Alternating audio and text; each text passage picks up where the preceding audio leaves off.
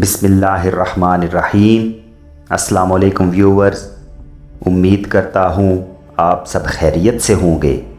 تو پچھلی ویڈیو میں ہم نے آپ سے ذکر کیا تھا وانگ خان کیسے بادشاہیت کی تخت پر بیٹھا اور اس کے دادا کے ساتھ کیا ہوا۔ تو چلیے اپنی آج کی ویڈیو کا آغاز کرتے ہیں۔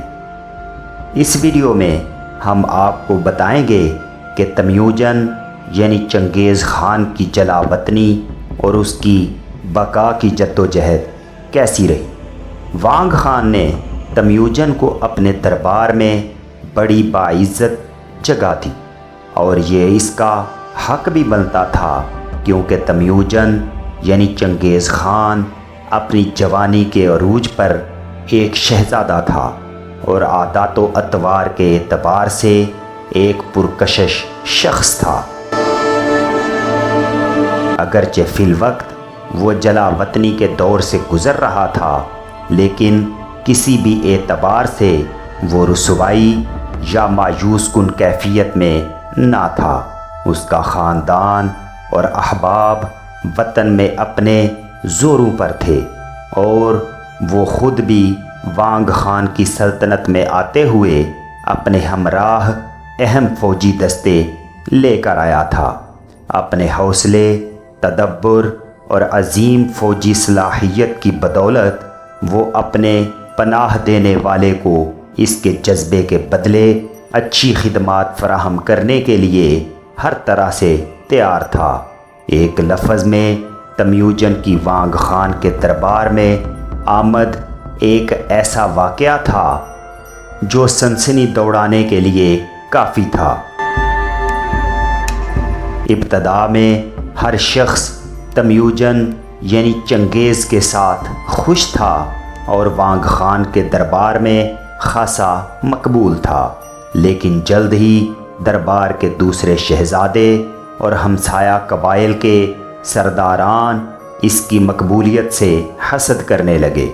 وانگ خان نے چنگیز سے اپنی ذاتی انسیت کے سبب اور اس کے وطن میں اس کے مرتبے کی بنا پر اسے دوسروں پر برتری دی۔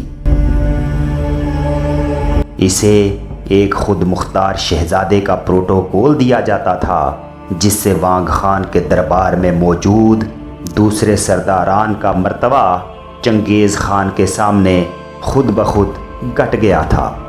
چنانچہ یہ لوگ مطمئن نہ تھے، وہ بڑبڑانا شروع ہو گئے، ابتدا میں رازداری سے اور پھر کھلم کھلا، اور جلد ہی اس نئی پسند جسے وہ اس نام سے پکارتے تھے کے خلاف سازشوں کا تانا بانا بننے لگے۔ ایک واقعے کے رونما ہونے سے چنگیز کے مخالفین کی دشمنی میں یکدم اضافہ ہو گیا۔ انہیں ایک طاقتور لیڈر اور سربراہ مل گیا تھا جس کا نام یموکا تھا۔ وہ ایک با اثر سردار تھا۔ یموکا وانگ خان کی بیٹی شہزادی وسل جین کی زلفوں کا اسیر تھا۔ وہ اس کے باپ سے شہزادی کا ہاتھ مانگنے کی تیاری کر رہا تھا۔ ابھی یہ بات آگے بڑھنے کو ہی تھی کہ تمیوجن نمودار ہو گیا۔ شہزادی وسل جین کی تمام تر توجہ اس نوجوان اور پروقار شہزادے کی طرف مبذول ہو گئی، جس کی شخصیت میں بلا کا کرنٹ تھا۔ وہ بلا شبہ اس کے بوڑھے عاشق کی نسبت ایک جوان اور تنومند مرد تھا۔ شہزادی نے اپنے باپ کو یہ باور کروانے میں چنداں وقت ضائع نہ کیا کہ وہ یموکا کی بجائے تمیوجن کو اپنا خامد کے طور پر انتخاب کرے گی۔ یہ سچ ہے کہ تمیوجن کی اس وقت ایک یا دو بیویاں تھیں، لیکن اس زمانے کے دستور کے مطابق اسے کچھ فرق نہیں پڑتا تھا۔ ایشیائی شہزادے اور سرداران اپنی دولت اور حسب و نسب کے اعتبار سے جتنی بیویاں چاہے رکھ سکتے تھے۔ चुनांचे यमुका को इनकार कर दिया गया और वसलजीन की शादी तमयूजन से कर दी गई। यमुका गुस्से में आग बगोला हो गया था।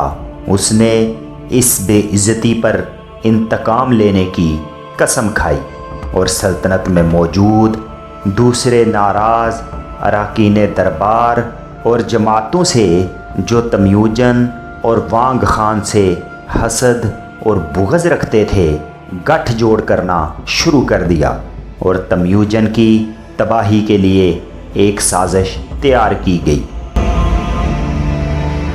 साजिशियों ने पहले मरहले में चंगेज़ के ख़िलाफ़ मन गढ़ंत वाक़यात गढ़कर वांग खान के कान भरने शुरू कर दिए, लेकिन इसका खातर-खा नतीजा बरामद ना हो सका। तमयूजन ने अपनी जहानत, जोश और वल्वले से अपने गिर्द पुराने और नए जाननिसार दोस्तों की एक मजबूत जमात दरबार में तैयार कर ली थी, जो मुखालफीन पर भारी पड़ी। एक वक़्त पर तो ऐसा लगता था कि वो अपने मकरूह मकासद में नाकाम हो जाएंगे। अंदरूनी महाज पर नाकामी से दो चार होने के बाद साजिशियों ने वांग खान के गैर मुल्की दुश्मनों से राबता इस्तवार करना शुरू कर दिया और इनके साथ एक इत्तेहाद तश्कील दिया, जिसके तहत वो वांग खान और तमयूजन के ख़िलाफ़ मुश्तरका तौर पर जंग लड़ेंगे और इन्हें तबाह बर्बाद कर देंगे। तारीख़ और इन गैर मुल्की जमातों के नाम और तादाद बताने से कासर है। अलबत्ता इस बात के शवाहिद मिलते हैं कि साजिशियों की तहरीक पर एक बड़ी फ़ौज इकट्ठी हो गई थी, जिसने वांग खान की सल्तनत पर हल्ला बोलना था और जंग के ज़रिए मसले का हल ठोंसना था। मुख्तलिफ सरदारान और ख़ान जिनके दस्तों ने इस बड़ी फ़ौज को तश्कील दिया था, इस ज़माने के दस्तूर के मुताबिक हलफ उठाया कि वो उस वक़्त तक चैन से नहीं बैठेंगे जब तक वांग खान और तमयूजन को तबाह नहीं कर देते। उन्होंने हलफ दर्ज झैल तरीके से उठाया। वो एक मैदान में एक खुली जगह पर इकट्ठे हुए। इनके साथ एक घोड़ा, एक जंगली बैल और एक कुत्ता था। एक मुकर्ररा इशारे पर वो तलवारों के साथ इन जानवरों पर पल पड़े और उन्हें जालिमाना तरीके से टुकड़ों में तब्दील कर दिया। जब इनका काम मुकम्मल हो गया तो वो इकट्ठे खड़े हो गए और दर्ज झैल अल्फाज में ये नारे लगाए, सुनो ए खुदा, ए आसमान, ए ज़मीन, हम वांग खान और तमयूजन के ख़िलाफ़ हलफ उठाते हैं। अगर हम में से कोई इनकी गिरफ्त में आने पर इन पर रहम करेगा या उन्हें तबाह करने का अपना वादा तोड़ेगा, हमारा भी वही हशर हो जो हमने इन जानवरों का किया है, जिन्हें हमने टुकड़ों में तब्दील करके रख दिया है। उन्होंने ये अल्फाज इन ज़िबाह करदा जानवरों के खून और जिस्म की बाक़ियात के दरमियान खड़े होकर बाआवाज़े बुलंद कहे। गो ये तैयारियां नहायत राजदाराना अंदाज में मुकम्मल की गई, लेकिन हवाओं के दोष पर इन तैयारियों की बनक वांग खान के सदर मुकाम कराक्रम में पड़ गई। जब तमयूजन ने यह खबर सुनी तो वो जोशो जज्बा से सरशार हो गया। उसने फ़ौरन तजवीज़ दी कि वो अपने दस्ते लेकर जाएगा और दुश्मन को खुले मैदान में इनकी गर्दनों से जा पकड़ेगा। उसने कहा कि वांग खान जितनी सहूलत से अपनी फ़ौज के दस्ते اس کی کمان میں دینا چاہے دے سکتا ہے۔ اس کی اس تجویز کو وانگ خان نے مان لیا۔ تمیوجن اپنے دستوں کے علاوہ وانگ خان کی 1.5 گنا فوج کے ساتھ دشمنوں کی سرکوبی کی مہم پر روانہ ہوا۔ اتنی ہی 1.5 گنا فوج صدر مقام کی حفاظت کے لیے چھوڑ گیا تھا۔ وہ سرحد کی سمت اس تیزی سے بڑھا جدھر اس کا خیال تھا کہ دشمن فوجوں کی بڑی تعداد جمع ہے۔ مسلسل کئی دنوں کی پیش قدمی کے بعد وہ وہاں پہنچا قبل اس کے کہ دشمن اس کی آمد کے لحاظ سے اپنی تیاری کرتا۔ تمیوجن ان کے سر پر تھا۔ تمیوجن کی ہر جنگی چال میں باغیوں کو لڑنے پر مجبور کرنا شامل تھا، جبکہ جوابی جنگی چال میں دشمن جنگ سے پہلو تہی کرتا تھا۔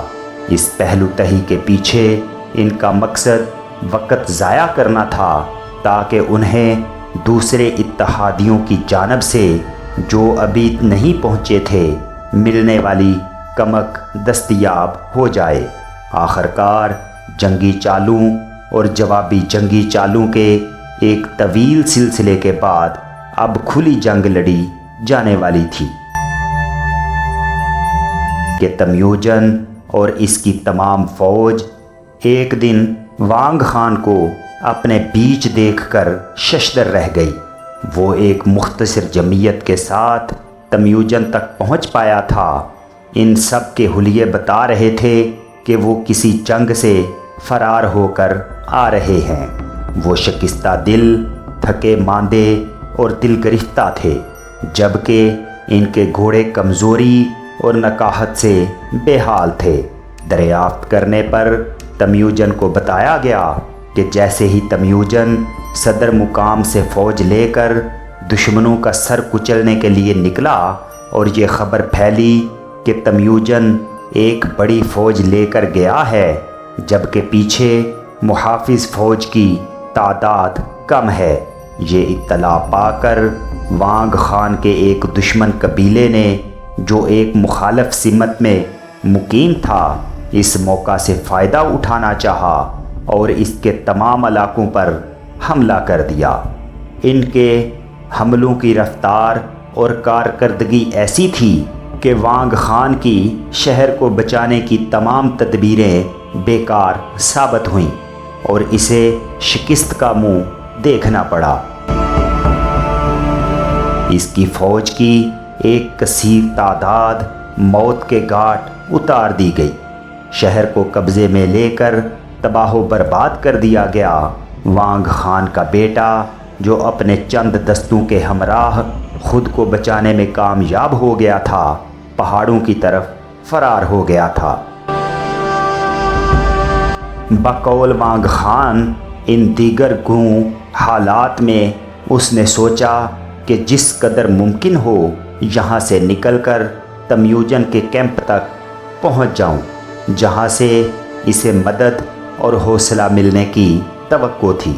تمیوجن شروع میں اس کہانی کو سن کر بڑا حیران ہوا، لیکن اس نے اپنے سسر کی حوصلہ شکنی نہ کی، بلکہ مکمل انتقام لینے کا عہد کیا اور آنے والی جنگوں میں اپنے دشمنوں پر مکمل قابو پانے کا وعدہ کیا۔ یہ ارادہ کر کے تمیوجن جنگی تیاریوں کی تکمیل کے انتظامات کے لیے آگے بڑھ گیا۔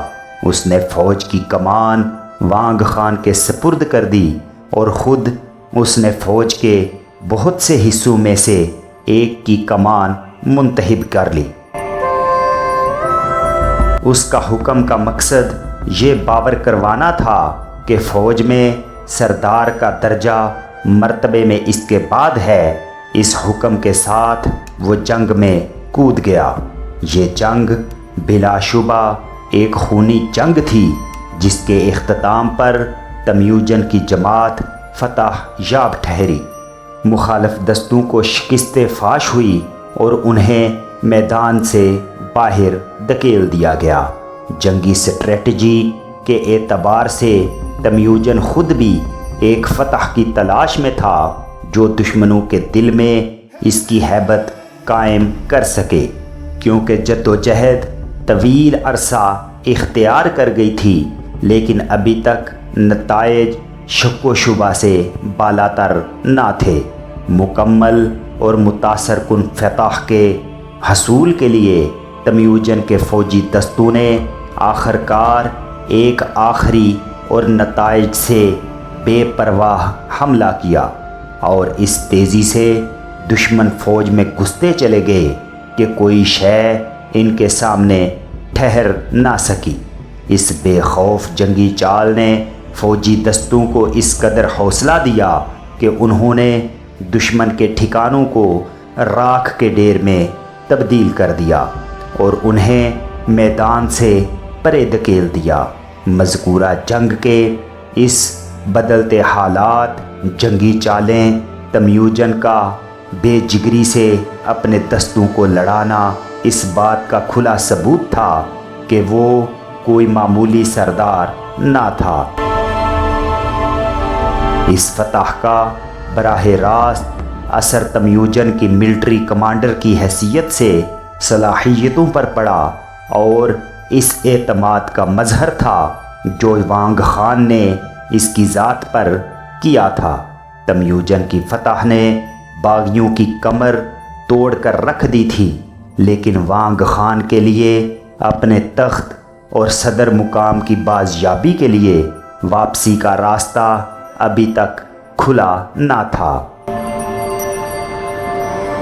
اسے معلوم ہوا تھا کہ اس کے بھائیوں میں سے ایک نے عنان حکومت سنبھال رکھی تھی اور اس کی جگہ پر قراقرم میں اقتدار کے مزے لوٹ رہا تھا۔ اس کے بھائی کا نام آرکیکرا تھا۔ اسے تمیوجن کے سرکردہ مخالف رہنماؤں میں سے ایک تصور کیا جاتا تھا اور یہ احساس فطری اور غلط بھی نہ تھا۔ بادشاہ کا بھائی یقیناً اس بات کا خواہش مند ہوگا کہ اسے اپنے بھائی کے دربار میں سب سے افضل جگہ ملے، لیکن اگر یہ جگہ کوئی نئی پسند لے جائے تو احساسات کا منفی ہو جانا کسی اچنبھے کی بات نہ تھی۔ اس نے وانگ خان اور تمیوجن کے خلاف ہونے والی سازشوں میں حصہ لیا، بلکہ کئی لحاظ سے اسے ان سازشیوں کا سرغنہ قرار دیا گیا تھا،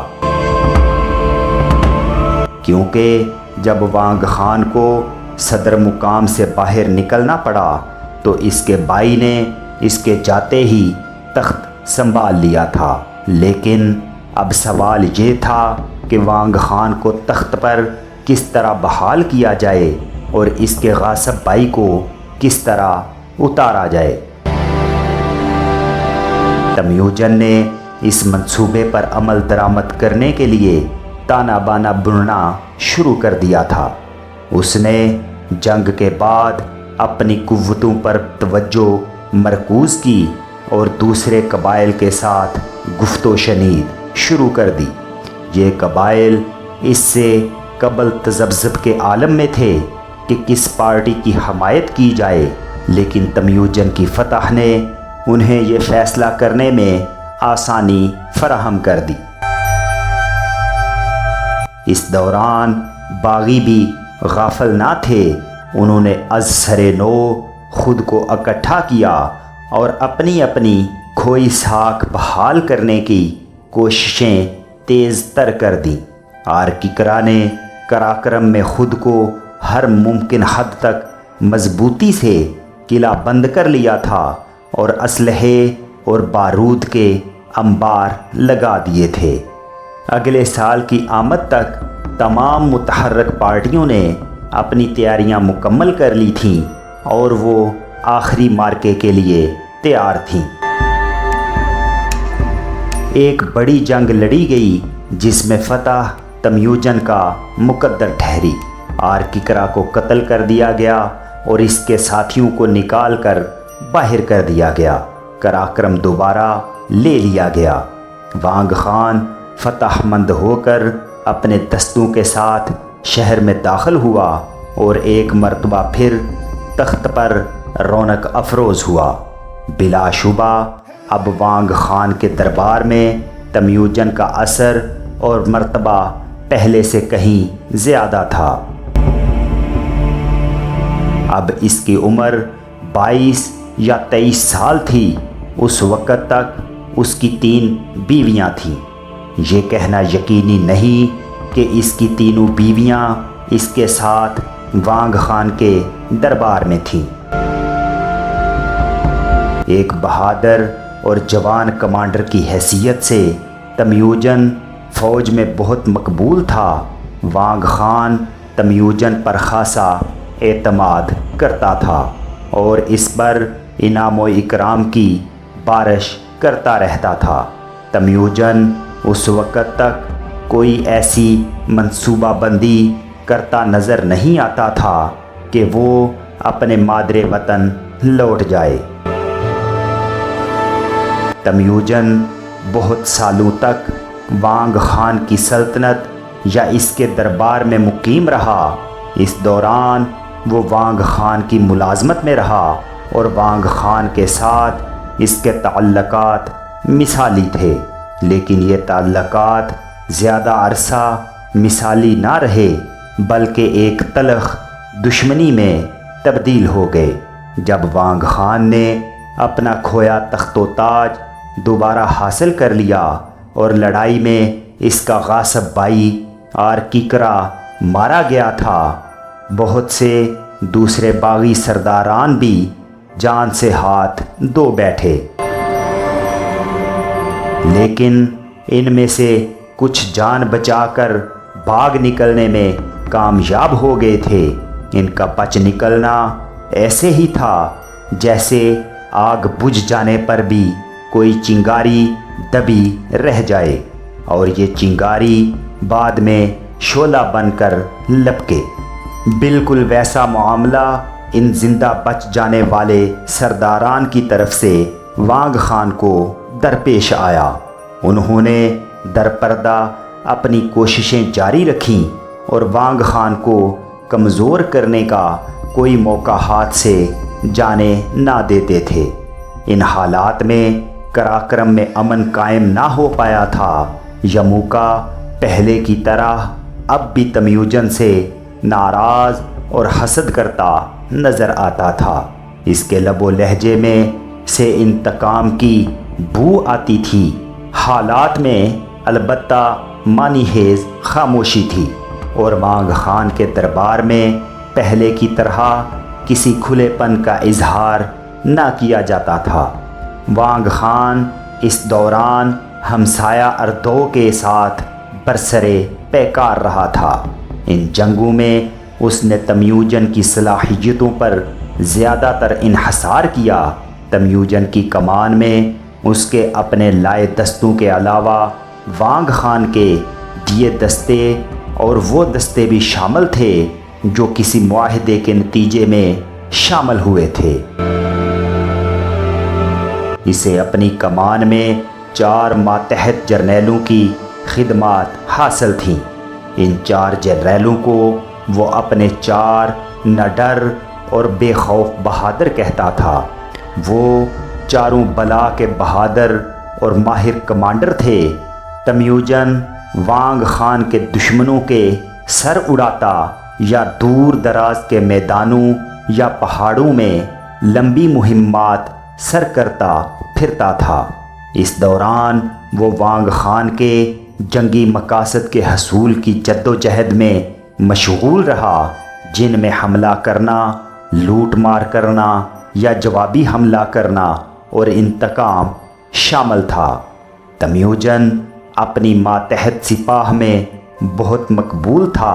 سپاہ اس کی شکل میں ایک نڈر، جاندار اور توانا لیڈر دیکھتی تھی، جس میں زبردست سکیمیں بنانے کی صلاحیت تھی اور ان سکیموں پر عمل کرنے کے لیے شاندار جذبہ بھی موجود تھا۔ وہ اس کی قیادت میں خطرناک سے خطرناک حالات میں بھی کودنے سے گھبراتے نہیں تھے۔ وہ جو ان خطرات سے کھیلتے ہوئے جان سے ہاتھ دھو بیٹھے وہ تو یقیناً شکایت کرنے کے لیے زندہ ہی نہ بچتے، لیکن وہ جو زندہ بچ نکلتے وہ خاصے مسرور تھے کہ جو شخص انہیں جان لیوا خطرات سے زندہ نکال کر لے آیا ہے۔ عظمت کی یہ فصل مغل سردار تمیوجن یعنی چنگیز خان کے لیے نہایت عظیم تھی۔ تو دوستو، امید ہے آپ کو آج کی ہماری یہ ویڈیو ضرور پسند آئی ہوگی، تو کائنڈلی جاتے ہوئے ہمارے چینل کو سبسکرائب کیجئے، اس ویڈیو کو لائک کیجئے اور دوسروں کے ساتھ شیئر کیجئے۔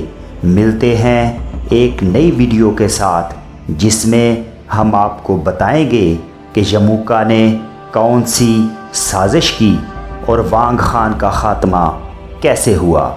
تو اپنا ڈھیر سارا خیال رکھیے۔ اللہ حافظ۔